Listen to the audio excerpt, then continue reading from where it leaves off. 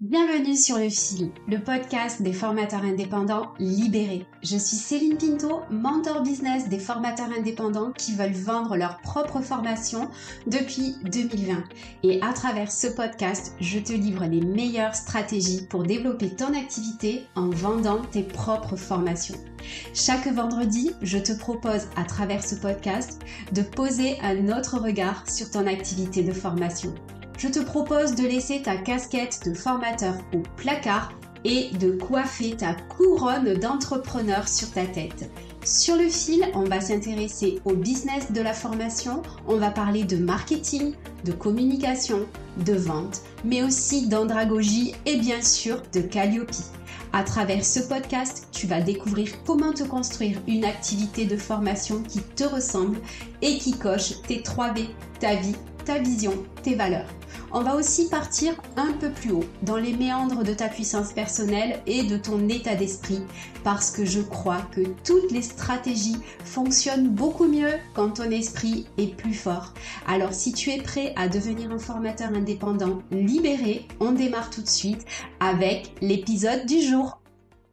Hello, bienvenue sur le podcast Le Fil. Aujourd'hui, c'est un épisode invité. Je reçois Camille Dumalaned et on va parler d'un sujet que peut-être tu adores ou que peut-être tu détestes, la prospection. Haha, c'est comme la compta. Salut Camille, ça va? Bonjour Céline, merci de me recevoir. Alors tiens, je vais te poser une petite question pour démarrer. Tu fais quoi dans la vie? Excellente question. Je vais te donner des indices. Mes clients, ce sont tous des entrepreneurs qui rencontrent des difficultés à développer leur activité. En gros, ils s'éparpillent sur la partie commerciale et ils ont peur de prospecter. Par contre, ils ont 3 points communs. 1, ils se lancent pour gagner en liberté. 2, ils ont une expertise métier très forte. Et 3, ils réalisent qu'ils ne savent pas comment trouver des clients après avoir lancé leur activité. Donc, comme tu l'as dit, je m'appelle Camille et j'ai créé Wondercell après 15 ans en direction commerciale où mon quotidien, c'était de former des commerciaux juniors B2B dans des secteurs ultra concurrentiels. Et pour la petite anecdote, quand je suis sortie du salariat, je me suis formée au référencement naturel. Et dans ce cursus, la partie sur comment trouver des clients était quasiment inexistante. Et j'ai remarqué en fait tout simplement que c'était clairement la bête noire de tous les apprenants de cette formation. Donc en fait, c'est devenu une évidence que de proposer un parcours adapté aux indépendants. Et c'est comme ça que j'ai créé Wondercell, pour apprendre à prospecter et à vendre, tout simplement. Yes, super. Ben, c'est un très beau pitch que tu nous as fait là, Camille. Et bah, tu vois, ça se travaille. Carrément. Ah, j'adore ce pitch parce que on n'avait pas prévu, je t'avais pas dit que j'allais te poser cette question, j'ai eu l'idée juste avant. Et le pitch, c'est vraiment un des éléments clés de ta méthode. C'est comment tu fais pour présenter qui tu es, ton offre, ton entreprise, etc. Et là, tu viens de nous faire un pitch de folie pour nous expliquer ce que tu fais, pourquoi tu es arrivé jusqu'ici et à qui tu t'adresses. Donc, bravo. Effectivement, c'est quelque chose qui se travaille. Aujourd'hui, donc, on va parler de prospection. Et comme tu l'as dit très bien, il y a pas mal de personnes pour qui la prospection, c'est pas inné. Alors, qu'est-ce que tu peux dire de ça sur le fait de est-ce qu'on est fait pour prospecter ou pas dans la vie? Alors, j'ai vraiment ma réponse là-dessus parce que c'est un sujet sur lequel j'ai beaucoup réfléchi. Ma conclusion, c'est que quasiment personne ne naît vendeur. En fait, les personnes qui sont bons vendeurs, en général, c'est des personnes qui n'ont pas le choix. Et en fait, c'est ça leur moteur. Ils n'ont pas le choix, donc ils sortent. Enfin, ils se sortent les doigts pour vendre, en fait, tout simplement. Et tu vois, je vais te raconter l'histoire d'une commerciale qui s'appelle Pauline, qui est devenue aujourd'hui une très bonne amie. Coucou d'ailleurs, si tu nous écoutes. Et cette personne, c'est quelqu'un qui n'a pas fait d'études.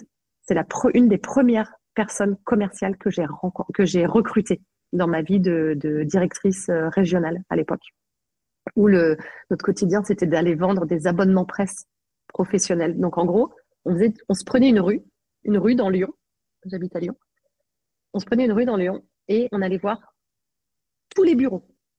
Donc, quand je dis tous les bureaux, ça pouvait être autant le salon de coiffure que le médecin, que l'agence d'intérim. Et en fait, pour chaque corps de métier, on avait une revue professionnelle adaptée. Mais en plus de ça, on avait aussi une revue, une revue pour grand public, tu vois. Donc, en gros, on arrivait avec notre faire-valoir. En gros, bonjour, je viens vous vendre de la presse pro. Ah, bah d'ailleurs, je vois que vous avez des salariés. Bah, regardez, on a aussi de la presse perso. Et au final, on s'apercevait que finalement, on vendait beaucoup plus de presse perso que de presse pro. Mais c'était ce truc de faire valoir. Et pour boucler avec Pauline, donc Pauline qui n'avait pas fait d'études, qui avait quitté le domicile familial à 16 ans, en fait, elle n'avait pas le choix que de vendre. Parce qu'elle avait des impératifs. Et cette fille, elle était très douée. Et en fait, elle était très douée, mais voilà, parce qu'elle n'avait pas le choix, elle y allait, elle se posait pas de questions en fait. C'était pas en mode est-ce que j'y vais ou je n'y vais pas. Dans tous les cas, j'y vais parce que j'ai besoin d'argent. Voilà. Et aujourd'hui, bah, cette personne, elle est directrice régionale à son tour, en agence intérim, donc c'est trop chouette. Et pour boucler aussi avec ta question à la base, tu vois, dans ma vie de directrice commerciale, j'ai formé à peu près, j'ai recruté et formé une centaine de personnes à peu près. Et dans cette centaine de personnes-là, j'ai rencontré uniquement 5 personnes vraiment très douées pour cette compétence. Enfin, où, au final, c'était souvent des personnes qui n'avaient pas fait des études de vente, mais c'était surtout des personnes qui n'avaient pas le choix et qui avaient la niaque. Et en fait, c'est ça qui fait la différence. C'est quand tu as la niaque, quand tu es tenace et que tu n'as pas peur de te prendre un non et que tu réussis en fait à vraiment prendre de la hauteur et à te dire bah ok, si c'est pas cette personne-là, c'est pas grave, je passe à la suivante. Et c'est ça qui fait que tu deviens bon en prospection. Et clairement, le seul moyen de progresser en prospection, c'est de s'entraîner et de pas le vivre comme des échecs. Et je sais que c'est dur. Hein. Ah, quand j'étais, mon Dieu, mon premier job de commercial, Céline, je pleurais tous les soirs. Pendant 3 mois, je pleurais tous les soirs tellement c'était difficile. Mais c'était très formateur. Donc J'adore. voilà. Mm. Ouais, j'aime vraiment ce que tu dis parce que j'aime l'idée. En fait, si tu veux, la plupart de mes clients, et je pense que les tiens, c'est pareil, ils détestent ça parce qu'ils se font une espèce de montagne de prospecter ou vendre. Pour eux, c'est des gros mots. Enfin, moi, je sais que je m'adresse à des formateurs, des formatrices. Elles ont leur expertise et tout. Mais dès que tu commences à leur dire, il va falloir que tu vendes ou que tu prospectes, mon Dieu, c'est presque si tu mettais le pied dans la porte comme les assurances, tu vois, les années 80 là ou 90. Et alors que c'est pas du tout ça. Et du coup, ce que je voulais te demander justement, c'est quelle est toi ta définition de la prospection pour qu'on arrête aussi de faire une montagne de ça et de se dire que on peut pas faire ça parce que on va manipuler des gens ou J'adore ta question, Céline. J'adore ta question parce que souvent, les clients ou mes prospects à qui je parle de la prospection, ils ont un déclic. Et j'espère que vous qui écoutez, vous allez l'avoir aussi, ce déclic. C'est que la prospection, c'est tout simplement une rencontre entre un besoin et un service. Cette entrée en contact, elle est effectuée. Il y a un échange. L'objectif n'est pas de vendre à tout prix, mais c'est simplement d'identifier s'il y a une brèche pour proposer, en tout cas, nous, ce qu'on fait. Et en fait, tout simplement se renseigner si la personne à qui on parle, elle a ou pas un éventuel besoin. Si elle en a un, l'objectif, c'est de détecter quel sera le meilleur moment pour elle de passer à l'action. Si elle n'en a pas, OK, OK. Il y a quelque chose qui est très important quand on prospecte, c'est de faire vivre à nos prospects une belle expérience. Et en fait, quand nos prospects vivent une belle expérience, bah déjà, ils sont contents d'avoir rencontré une personne qui leur a forcément appris des choses, qui les aura fait un petit peu évoluer sur leurs propres interrogations. Et deuxième chose, c'est souvent que, enfin souvent, non, je vais pas dire c'est souvent, c'est pas tout à fait vrai, mais ça peut arriver de se faire recommander uniquement suite à un rendez-vous prospect. Et pour étayer ça, là récemment, ça m'est arrivé 2 fois. Une personne qui n'a pas signé avec moi, on avait fait un rendez-vous et elle en est déjà au 2e client qu'elle m'envoie. Et c'est très puissant. Et si la personne, on repère qu'elle a ce besoin, mais qu'elle est sur une autre thématique en ce moment, en fait, c'est pas grave. C'est vraiment, comment dire, c'est vraiment normal que les personnes ne vous attendent pas. C'est pas parce que, entre guillemets, nous, on a notre entreprise. Il y a déjà une cliente qui m'a dit, ah, bah moi, je croyais que j'allais avoir mon numéro de sirette et bingo, les gens, ça y est, j'allais commencer à travailler. Alors ça me fait souvent rire parce que souvent, c'est, voilà, on se forme à un nouveau métier, on crée son sirette, et puis c'est à partir de ce moment-là, on se dit, ah ben non, j'ai pas de clients. Alors que la logique voudrait de, on se forme, en parallèle de la formation, on commence à essayer de semer des graines, ou du moins à se renseigner sur comment nos clients idéaux fonctionnent pour semer des graines et récolter de l'information sur comment on va réussir à diffuser ce qu'on fait au moins à notre premier cercle, puis notre deuxième cercle, etc. Et puis après, aller dans la prospection dans le dur. Et je crois que j'ai pas fini ma phrase. Je crois C'est qu'il y avait pas très quelque chose. grave. Tout va bien. Dans ce que tu dis, tu vois, ça m'a donné une idée. Je me dis, et si on arrêtait de parler de prospecter et on disait à la place connecter? Oui, exactement. Moi, j'aime bien dire, enfin, en général, je dis rencontrer, mais que ce soit rencontrer, connecter, peu importe le mot, tant que à nous, il nous parle. Et, euh, et, euh, oui, qu'est-ce que je voulais dire? Oui, quand en fait, oui, c'est ça que je voulais dire, parce que ça, c'est important. En fait, voilà, la personne, en fait, quand nous, on est prestataire, personne ne nous attend. Les personnes, elles sont dans leur quotidien, elles ont leurs choses à gérer de leur côté, hein, leur quotidien d'entrepreneur ou d'entreprise, et nous ne sommes la priorité pour personne. Ça, c'est vraiment quelque chose. Il faut se le mettre dans la tête. Et à nous de mettre toutes les chances de notre côté pour devenir la priorité de cette personne. Donc, en fait, trouver, on va dire, la porte d'entrée. La porte d'entrée qui fera que la personne, elle se dit, allez, allez, là, c'est le bon moment, je peux y aller. Et il y a aussi une erreur souvent que j'ai constatée. Je sais pas si tu l'as constaté aussi, mais c'est que les personnes, elles arrivent et elles veulent tout vendre. Tu vois, elles veulent vendre leur package complet. Sauf qu'en fait, si le package complet il est à 5 000 € et qu'on arrive et qu'on ne, finalement, on connaît pas trop la personne, avant de nous faire confiance sur un gros package comme ça, ben, soit il faut très bien vendre, soit il faut des milliers d'avis clients qui fait qu'on a, en gros, ça justifie notre expertise. Mais moi, en tout cas, dans le cas de mes clients, c'est des personnes qui sont dans le démarrage. Voilà.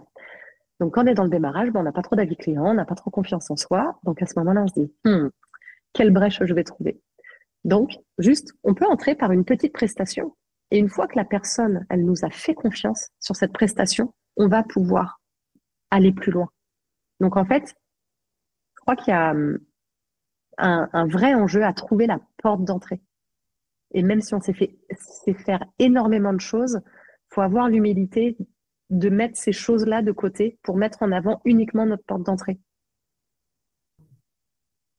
Oui, dans ce que tu dis là, ce qui est intéressant, c'est le fait, en fait, le premier contact, le premier bonjour, la première poignée de main, c'est c'est là où tout commence. Et je crois que c'était Coco Chanel qui disait ça, c'est on a rarement l'occasion de faire une deuxième fois une bonne première impression. Oui, oui, Et en fait, je trouve que cette première poignée de main, qu'elle soit virtuelle ou réelle, on s'en fiche un peu, elle est hyper importante et c'est hyper important d'y mettre sa valeur dedans. C'est dans le sens où moi, en ce moment, je suis à fond dans la prospection, etc. Je connecte beaucoup sur LinkedIn.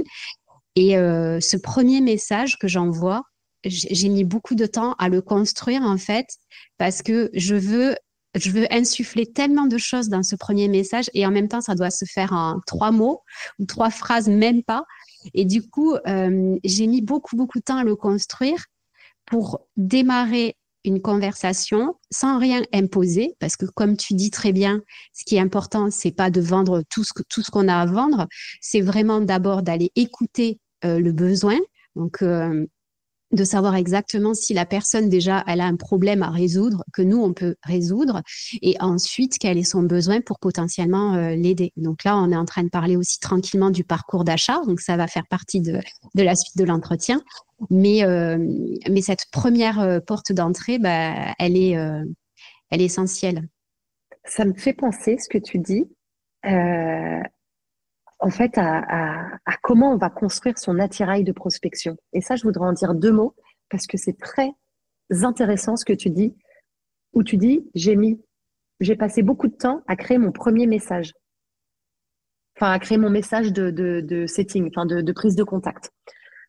Et ça, j'encourage tout le monde, peu importe le canal d'acquisition que vous choisissez, hein, si vous choisissez d'envoyer des mails type, si vous choisissez de faire du réseautage, que ce soit une fois de plus un virtuel ou dans la vraie vie, que ce soit un mail type, enfin un mail, juste une première prise de contact par mail, un message privé, en général, on passe, alors quand on s'y connaît un peu en commerce, on passe en général 1 heure, c'est à peu près le temps qu'on dédie, 1 heure à rédiger un pitch, 1 heure à rédiger un mail type.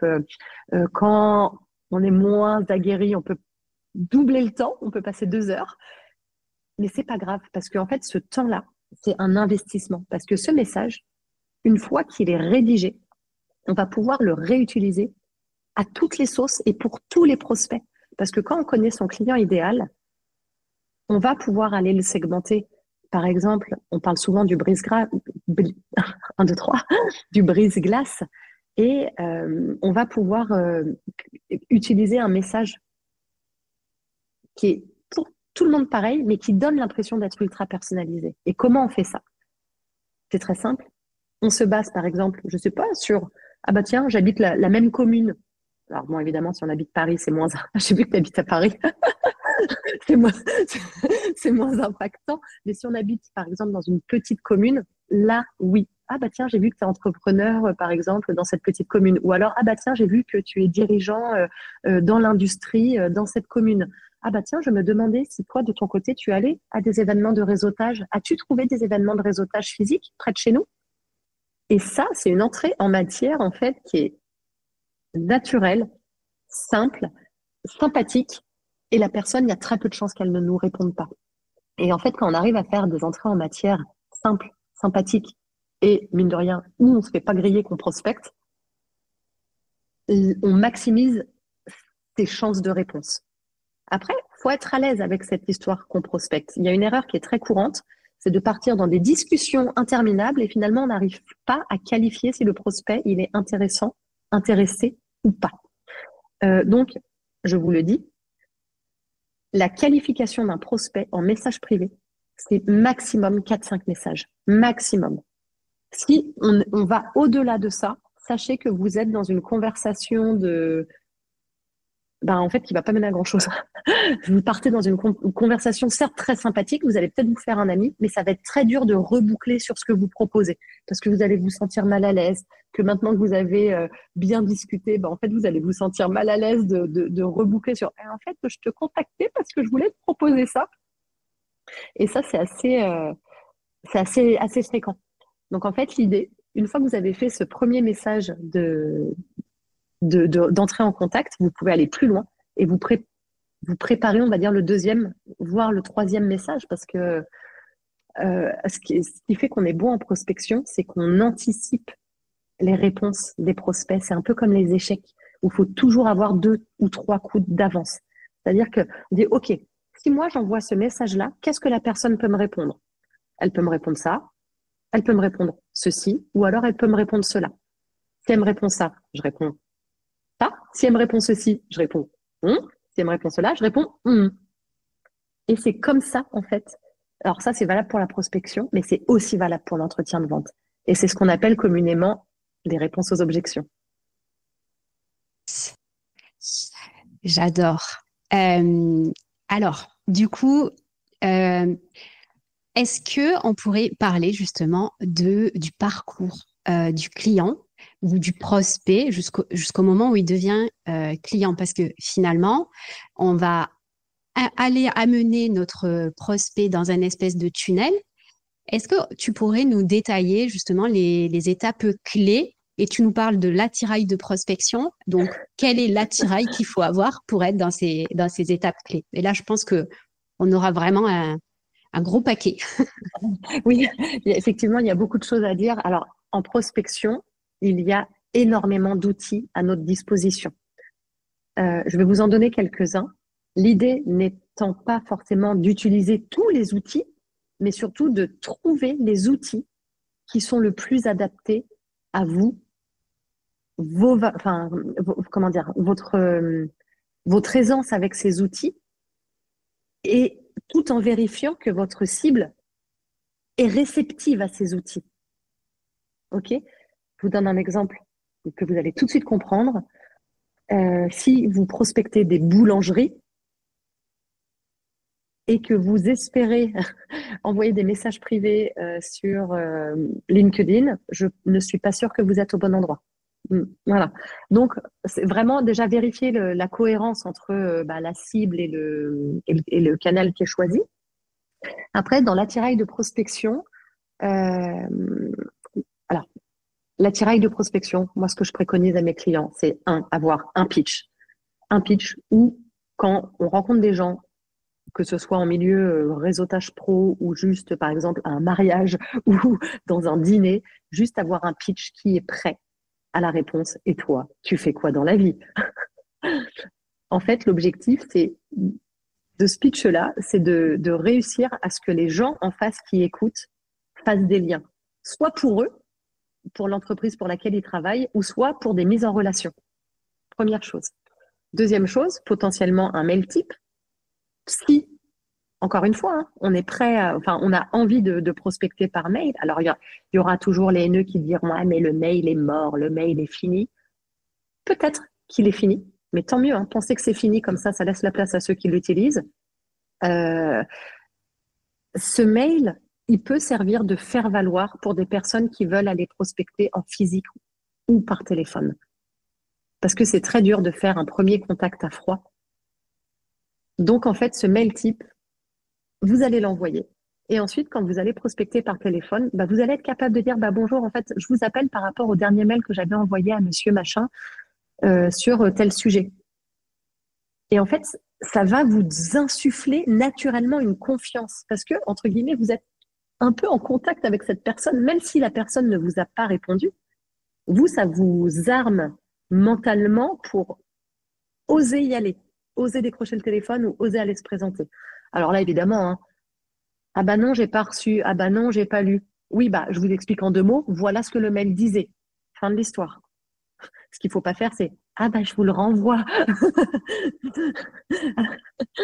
En fait, on le sait d'avance qu'il va pas forcément avoir été traité ce mail, mais c'est pas grave. Et dans le meilleur des cas, il aura été lu. Et dans le meilleur des cas, si la personne elle a un problème qui est douloureux, urgent, reconnu à cet instant T, elle pourra vous dire ah ça alors vous tombez bien. Et ça, je vais étayer ça sur un cas moi qui me concerne. J'ai quelqu'un qui m'a prospecté récemment. Alors, pas avec un message qui était assez dingue, il n'était pas dingue ce message de prospection. En revanche, il touchait exactement mon point du moment. Et je lui ai répondu à cette personne, écoute, tu tombes bien parce que je cherche justement une personne comme toi pour m'aider sur ce sujet-là. Explique-moi un petit peu comment tu fonctionnes. Et c'était terminé. Cette personne, si elle me l'avait envoyé il y a 4 mois, 5 mois, honnêtement, pas sûr que j'aurais répondu. Donc voilà, donc le mail type, le pitch de répond. Alors oui, on disait donc le pitch, tu fais quoi dans la vie? Il y a aussi le pitch de tour de table, si on fait du réseautage, qui est un petit peu différent, qui peut être travaillé. Il y a le mail type, il y a le message privé, il y a les réponses aux objections pour la prise de rendez-vous. Ça, dans l'attirail de prospection, je vous conseille vraiment de le répondre. 80% du temps, on reçoit les mêmes objections. Je suis pas intéressée. Je n'ai pas le temps. Je n'ai pas le budget. J'ai déjà quelqu'un en interne. C'est à peu près globalement, déjà, si on sait répondre à tout ça, on est quand même pas trop mal. Donc, il y a ça. Et ensuite, pour initier sa prospection, vraiment, ce que je conseille, c'est déjà, mettez-vous à l'aise avec le fait que votre première prospection, elle sera certainement loupée. Voilà. Dédramatisez-vous de l'objectif. Prenez ça comme un test, en mode, bon, de toute façon, je vais foirer. Un peu, oublie que tu n'as aucune chance, fonce, parce que de toute façon, tu vas foirer. Dans le meilleur des cas, ça va fonctionner. Dans le pire des cas, tu te seras peut-être ou pas ridiculisé. Bon, au pire, c'est pas grave, hein, on s'en fiche. Donc ça, faut être à l'aise avec ça. Je vais vous raconter quand même une petite anecdote, c'est que les commerciaux, donc les gens dont c'est le métier, quand on se lance en prospection terrain, quand on se dit, bah voilà, là, on doit aller dans cette zone industrielle, proposer notre service, souvent, ce qu'on fait, c'est qu'on cible l'entreprise qui est en fait pas tout à fait dans la cible. On y va et c'est notre prospection de chauffe. Et c'est très souvent que les commerciaux, quand c'est la chauffe, on la loupe ou on n'est pas forcément très pertinent. Enfin, on n'est pas au max, on va dire, sur cette première prospection. Et souvent, c'est une petite blague récurrente entre commerciaux si on fait de la prospection en groupe. Voilà, il y en a un, il se prend, allez, cette partie de la zone et l'autre partie de la zone. Allez, on fait notre premier, puis on se débriefe. Bon, bah voilà, on ressort 2 minutes après, on s'est foiré, et voilà. Et parfois, on est surpris, et en fait, ça marche. Et pire que ça, en fait, on s'attendait avec l'objectif d'obtenir un rendez-vous. Et en fait, coup de bol, parce que dans la prospection, il y a une petite partie de chance. On arrive au bon moment, au bon endroit avec la bonne personne. Et la coup de bol, la personne qu'on cherchait, elle rentre en même temps que nous dans l'entreprise. On lui demande qu'on a besoin de parler à telle personne parce que nous, bah voilà ce qu'on fait. Ah bah c'est moi. Ah bah écoutez, je vous explique en 2 mots. Et la personne, bah allez, je vous offre un café, j'ai 30 minutes à vous accorder. Et en fait, on est là et on déballe. Voilà. Et en fait, il y a en prospection, alors oui, il y a une petite part de chance, mais il y a aussi une très bonne nouvelle, c'est que plus on maximise notre présence et nos points de contact, plus on a de chances de maximiser ses coups de chance. C'est intéressant ce que tu dis. Tiens, alors je sais que toi, tu n'aimes pas le marketing. T'es pas fan du marketing, mais quelque chose qui peut être vraiment aidant, et donc là, je vais un peu prêcher pour ma paroisse, quand tu fais de la prospection, c'est quand la personne, elle te connaît déjà, qu'elle a déjà identifié ce que tu fais et qu'elle s'est déjà identifiée comme faisant partie de clients potentiels, en fait. Qu'elle se dit, tiens, si j'ai besoin, je la contacterai. Et en Oui, fait, tout ça, c'est vraiment le rôle du marketing qui va venir apporter des couches supplémentaires dans ta prospection, parce que le jour où tu vas dire coucou, c'est moi, je fais ça. Ah mais oui, je vous ai déjà vu sur LinkedIn, ou je vous ai déjà écouté, ou je vous ai vu sur un article de presse ou quoi. Là, forcément, la connexion, elle se fait directement. Et donc, c'est là où le marketing et la communication va venir vraiment appuyer sur les ventes. Et moi, personnellement, c'est ce sur quoi je m'appuie, c'est-à-dire que je vais vraiment contacter des gens qui savent plus ou moins déjà ce que je fais, ou je vais connecter avec eux pour attirer leur attention. Et puis, au bout d'un moment, avec mon marketing, ils vont pouvoir se dire, j'ai super envie de bosser avec elle. Alors, oui, je retiens dans ta phrase ce que tu as dit, oublie que tu n'as aucune chance, au pire, ça peut marcher. Ça, j'adore. Je pense que je vais le mettre dans le descriptif de l'épisode parce que, en fait, c'est un jeu, quoi. C'est vraiment un jeu. Au début, on se crame tout le temps. Et ce que tu dis sur les commerciaux qui démarrent et qui font leur petit tour de chauffe, très souvent, quand on se met à prospecter, enfin moi personnellement, c'est ce que je faisais quand j'étais salariée. Je me disais bon, là j'ai une liste de 20 à appeler. Bon, tu sais que les 3 premiers, ça va rien donner. Donc c'est exactement ça, oui, quoi. bonjour, T'oublies je que t'as vous aucune appelle. chance. Je voulais parler Bah non, il n'est pas là. Ah d'accord, au revoir. Merci, bisous. Excuse-moi, je t'ai Et coupé puis la tu finis parole, mais par ça me bisous. fait c'est vrai qu'il Et arrive. ça, ça me fait penser aussi, tu sais, aux accords Toltec. Moi, j'adore les accords Toltec. Oui, Et il y en a un des accords Toltec qui dit ne prends rien personnellement. Et en fait, c'est exactement. exactement ça. Les gens, c'est pas parce qu'ils te disent non qu'ils te détestent ou qu'ils vont plus jamais te parler ou quoi. Donc, parce qu'il y a vraiment des croyances comme ça à lever là-dessus. Et surtout, que toute prospection loupée peut être rattrapable. Il y a souvent quelque chose qui est revenu de la part de mes clients qui me disent, j'ai peur de le prospecter parce qu'avec ce prospect, je n'ai pas envie de me griller. Vraiment, cette formulation de se dire, oh là là, la première prise de contact, oh là là, si je la foire, mais en gros, je loupe ma vie, quoi. Alors, sachez que oui, une prospection qui est loupée de prime abord, Bon, c'est pas de bol, mais ça arrive à tout le monde. Là, vous avez deux choix. Soit vous laissez passer du temps, et en fait, la personne, en vrai, c'est probable, très probable, qu'elle ait oublié, ok? Ou soit vous revenez avec l'humour. Bon, je vous ai contacté. En fait, je vais pas vous cacher, j'étais un petit peu stressée parce que j'aime beaucoup ce que vous faites et j'ai très envie de travailler avec vous. Non, mais tu vois, et en fait, quand on met de l'émotion sur ce qu'on a vécu, la personne en face, si elle est empathique, elle va, elle va potentiellement répondre et potentiellement être aussi plus ouverte. Donc c'est vraiment un point essentiel et ça aussi fait écho à ce que tu disais par rapport au marketing et les couches, en fait, les points de contact que tes prospects ont. Et je vais boucler avec ta question à la base qui était quel était le parcours d'achat, de vente. C'est en fait la relance. La relance, qu'elle soit marketing ou commerciale, elle est indispensable. Elle n'est pas optionnelle. C'est une obligation. Sachez que si vous ne relancez pas, vous ne vendrez pas. La relance, c'est tout simplement prendre des nouvelles. Prendre des nouvelles sur le contexte de votre prospect. En fait, vous enquêtez pour savoir où en est le prospect. Quel sera le meilleur moment pour lui de passer à l'action avec lui, ou pas d'ailleurs, ou peut-être jamais.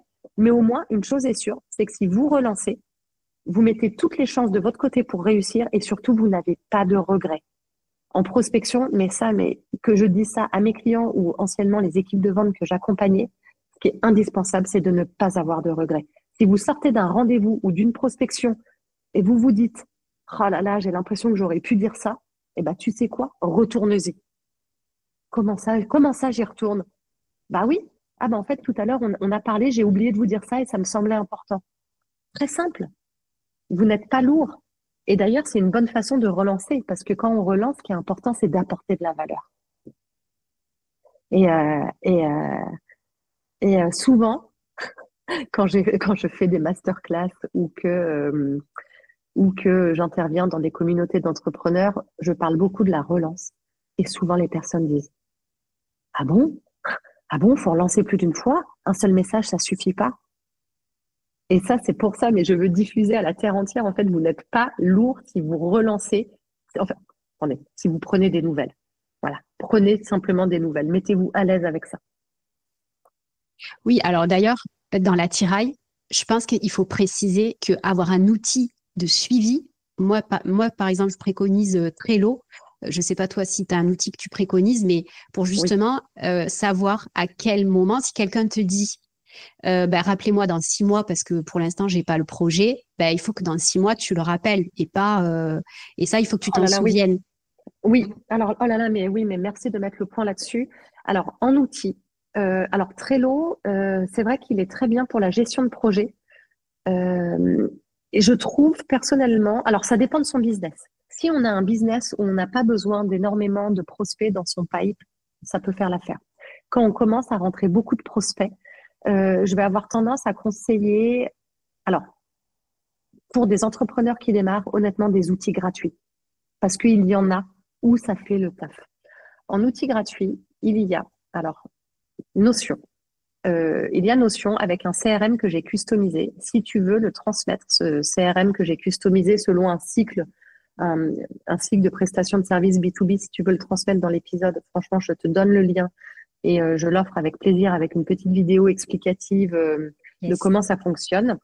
Je le mettrai Euh, en descriptif de l'épisode avec ouais, plaisir. oui, donc ça, Merci. le Notion.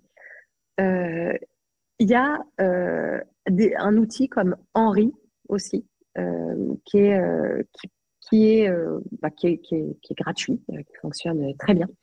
Et il y a aussi les Google Tasks, les tâches de l'agenda Google pour la prospection. En fait, quand on prospecte beaucoup de personnes, on ne va pas nécessairement rentrer tous les prospects dans son CRM parce que c'est beaucoup de temps perdu. Moi, ce que je préconise, c'est de rentrer les prospects qualifiés dans le CRM.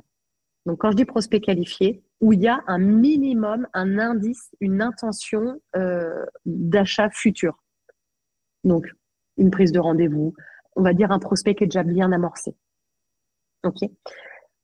Avant, avant cette période-là, tu as tout à fait raison, Céline, de préciser que ces prospects, il ne faut pas les oublier.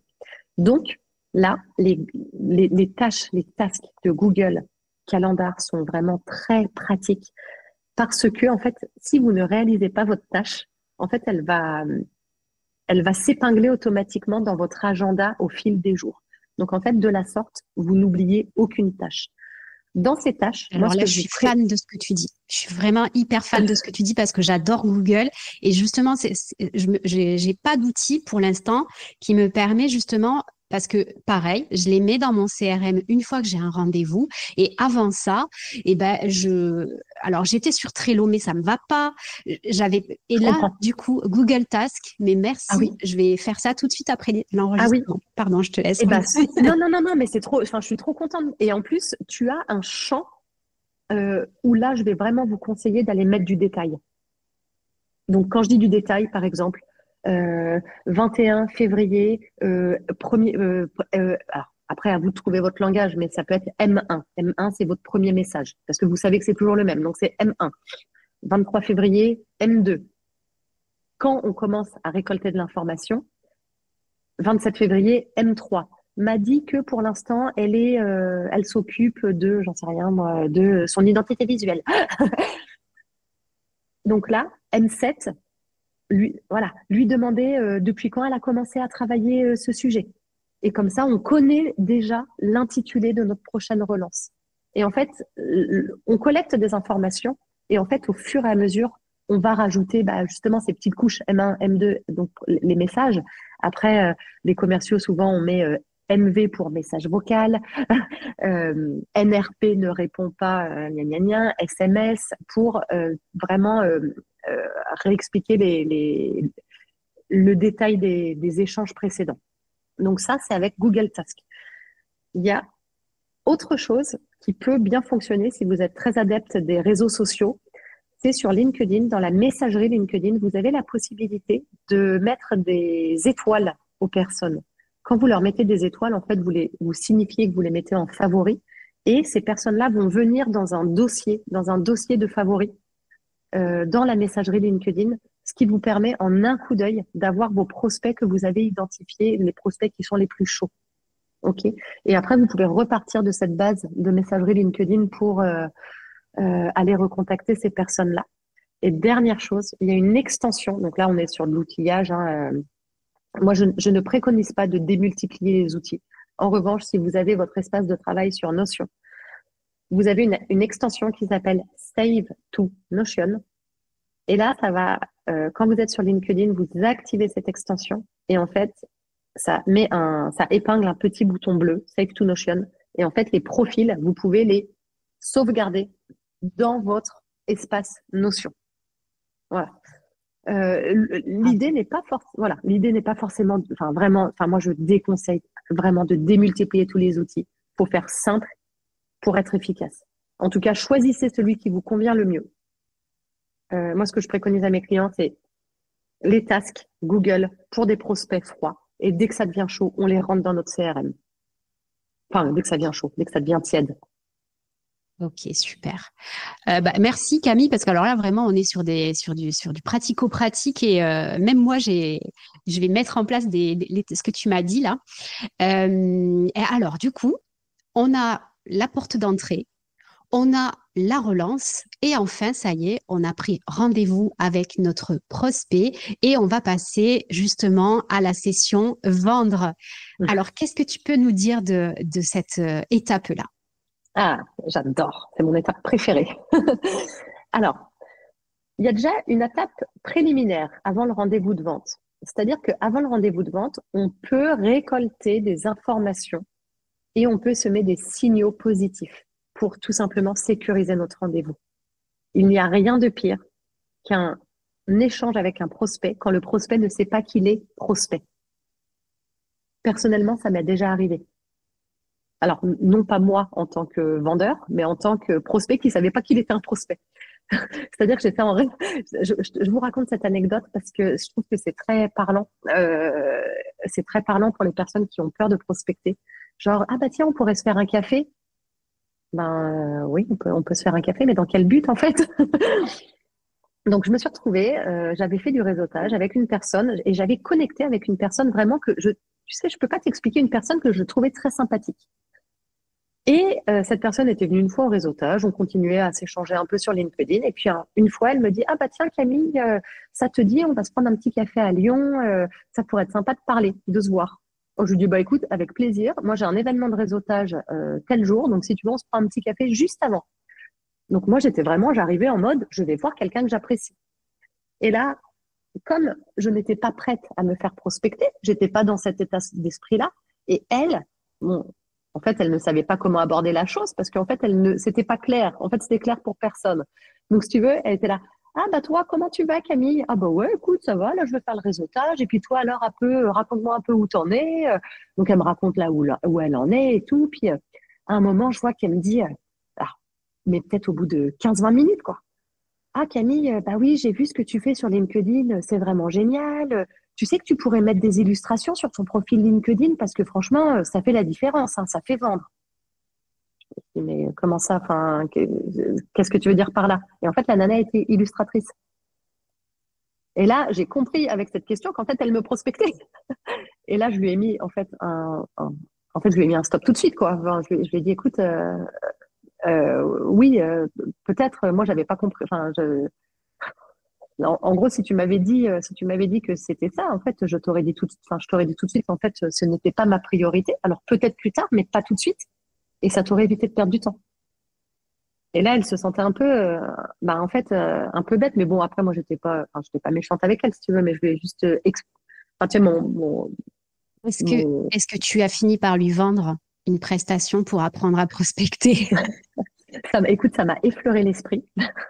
Ça m'a effleuré l'esprit. Et en fait, c'est quelqu'un qui s'était engagé avec une personne qui a je ne sais pas combien de milliers de followers.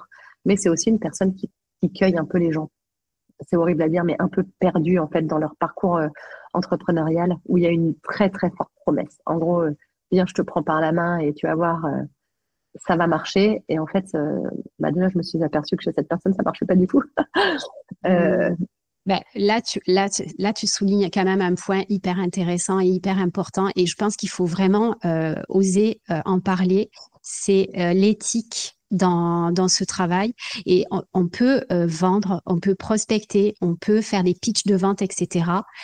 À partir du moment où c'est fait avec les bonnes valeurs, la bonne éthique, etc., c'est le jeu en fait. Si on a des business, on est tous là pour faire du business. Enfin, je veux dire, moi, je me casse pas les pieds à publier tous les jours sur LinkedIn et toi, c'est pareil, Camille, pour le plaisir, quoi, hein, parce que il y a d'autres choses qui nous font plaisir dans nos vies, j'imagine. Et on est vraiment là pour faire du business, mais ça n'enlève pas les valeurs qu'on peut avoir, la qualité du travail qu'on peut faire, etc. Et euh, on n'est pas là pour bananer les gens. Enfin, je sais pas comment expliquer mais ce que je veux dire. c'est très clair. C'est très clair. C'est juste, on est là pour faire du business. En revanche, on génère du business avec éthique. C'est-à-dire qu'on va pas vendre à quelqu'un, enfin, toi, je pense que c'est pareil, on va pas vendre à quelqu'un qui nous dit non, non, j'ai pas le budget, ça me met dans le rouge, c'est ma dernière chance. Alors, si je suis ta dernière chance, probablement que c'est problématique. Ou alors, enfin, c'est notre rôle. Après, on n'est pas non plus responsable des décisions des gens, mais en tout cas, c'est notre rôle de prévenir les personnes que enfin, en gros, on n'a pas de baguette magique en fait pour faire décoller leur business. En revanche, on va leur donner une méthode, des outils à appliquer. S'ils les appliquent, ils maximisent leurs chances de réussite. S'ils ne font rien, il y a peu de chances que ça tombe du ciel comme ça. Et pour en revenir avec cet entretien de vente, euh, parce que c'était la question initiale, c'est de se dire en fait, un entretien de vente, ça se prépare. Donc, il y a une trame à respecter. Et cette trame, franchement, je vais vous la donner parce que je vois une erreur qui est très, très, très fréquente. C'est de parler de soi et de son parcours avant toute chose. Voilà. Donc là, la personne, elle va s'enliser. Alors ça, je l'ai vu il y a pas longtemps avec un client que j'ai accompagné à un rendez-vous. Oui, ben en 1990, je travaillais chez telle entreprise. J'ai pu après. Alors, tu n'es pas en entretien d'embauche. Donc en fait là, ce qui se passe, c'est que les personnes s'en fichent. Les personnes sont là pour parler d'elles, de leurs problématiques. Les meilleurs entretiens, c'est ceux où finalement la personne qui est prestataire va parler 20 ou 30% à peu près. Et le reste du temps, c'est au prospect de parler. Parce que le prospect, c'est un temps pour lui, le temps qu'il n'a pas l'habitude de prendre pour lui, et c'est un temps où il va cheminer. À nous, en tant que prestataire, de le mettre sur la voie. Donc, comment on va faire pour le mettre sur la voie? En gros, on va lui poser des questions. Cette phase d'écoute, elle dure à peu près 30 minutes. Alors 30 minutes, si c'est un entretien d'1 heure, ça va durer à peu près, c'est ça, à peu près une trentaine de minutes. Donc, on va le faire parler. On va bien comprendre les questions. Donc, moi, ce que je vous encourage à faire, c'est lister les questions qui vous seront utiles pour déterminer si votre offre correspond aux besoins du prospect.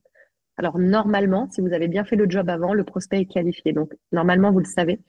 Mais en tout cas, vous pouvez avoir des questions type. Genre, bah voilà, dites-moi plus sur votre projet. Ok, bah là, aujourd'hui, vous en êtes où sur tel sujet? Ok, bah si vous travaillez ça, vous espérez ça va vous amener à quel résultat? Et en fait, l'objectif, c'est de comprendre le contexte global du prospect. On peut aussi demander qu'est-ce qu'un prospect attend de notre prestation, d'une prestation comme la nôtre. On peut aussi demander si la personne, elle a déjà essayé par le passé de résoudre cette prestation. En fait, l'objectif, c'est vraiment ce besoin.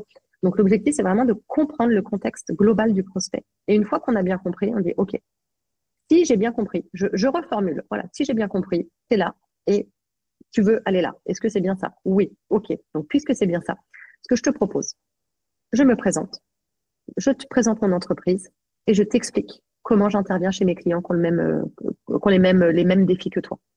Et là, on va présenter notre offre. Et là, l'offre, en fait, elle va découler de source puisqu'on a déjà fait le point avant. Donc, en fait, globalement, on suit toujours la même trame, mais on va orienter les arguments. On va mettre en avant les arguments en fonction de ce qu'on a détecté chez le prospect pour arriver à la phase de présentation du prix. Demander à la personne ce qu'elle pense du prix. Et ça, c'est vraiment l'objectif. Quand vous êtes en entretien de vente, vous avez la chance d'être avec votre prospect. Donc, votre objectif unique, c'est d'aller afficher le prix. Vous devez donner un prix. Et même ceux qui me disent, ouais, mais moi, je fais des sites web, alors je peux pas forcément donner un prix. Vous pouvez toujours donner une fourchette. Vous pouvez toujours dire que vous avez fait un site, vous avez fait un projet pour quelqu'un qui est à peu près les mêmes besoins similaires et donner une fourchette. Et en fait, Moi, je dis toujours, si tu n'as pas un prix à annoncer, c'est que tu n'as pas d'offre. Très souvent, c'est ça qui est clair. Tu as bien, oui, tu as bien raison. Tu as bien raison. Et en fait, notre prospect, notre rôle, c'est de se dire, ben, OK, je le prends avec son contexte et je vais l'orienter sur l'offre qui lui correspond le mieux. Euh, et pendant cette phase d'entretien aussi, il ne faut pas faire de suppositions. Et surtout sur la supposition du budget, en gros, où on a peur que la personne, elle n'ait pas le budget, du coup, on va l'orienter vers la solution la moins chère. Mais je veux aussi rassurer sur ce fait-là, c'est que déjà, au début, quand on se met à prospecter, c'est difficile. Donc, en fait, on va peut-être se louper sur les premiers, deuxième, troisième. Et en fait, il va suffire d'une fois qui va passer où la personne, elle va se dire, ah, ben en fait, je peux. Et en fait, ce qui est important, c'est que, en fait, il va falloir proposer, par exemple, son offre premium, si on a identifié que c'était vraiment cette offre qui était l'offre la plus adaptée au prospect. Et là, si la personne, elle nous dit, bon, en fait, non, c'est trop cher. Là, j'ai vraiment pas le budget. Hein. Là, on va pouvoir proposer des solutions alternatives.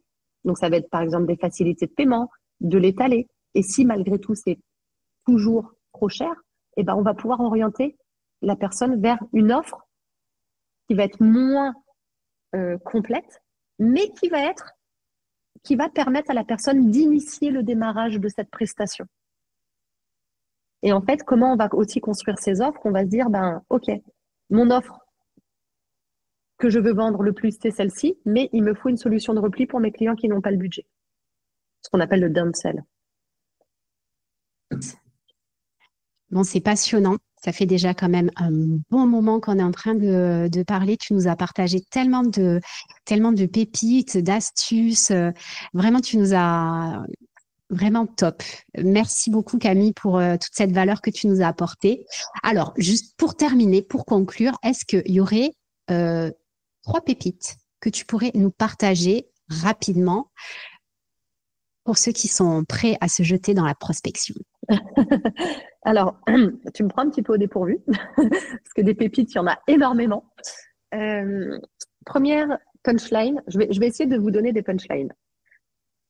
Première punchline, dans l'inaction, rien ne se passe. Deuxième punchline, un petit effort de préparation évite un gros effort de réparation.